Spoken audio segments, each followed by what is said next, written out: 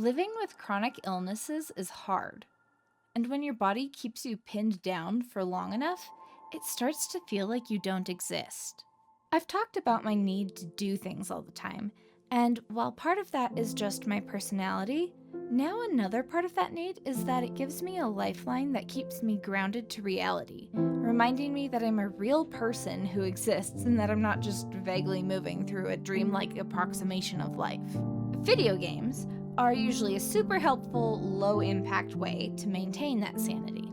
It's been almost 3 years since my illnesses got significantly worse, and I spent the last semester of my undergrad on bed rest.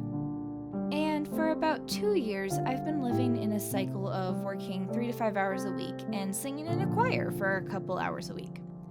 I have been able to maintain that, but only barely. Every time I add a little something more, I end up flat on my back in bed for days. And those are the moments that the existential crises really start setting in. When my existence is reduced from my normal 30 by 30 living space to the confines of a dimly lit 10 by 10 room, unable to do anything but watch Among Us streams for days on end, it gets to me really, really fast.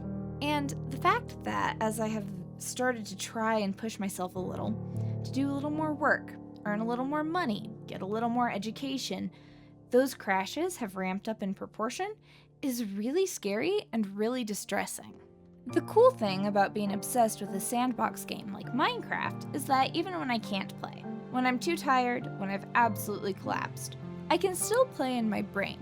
I can plan videos, I can think about build ideas, I can mentally analyze redstone. And yet, that's still just a virtual world.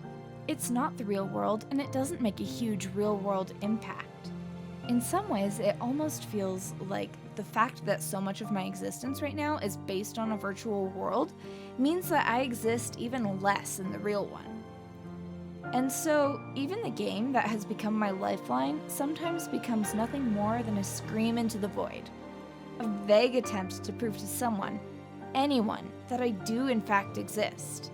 Because if I exist, maybe somehow, someday, I can find my way back to the real world.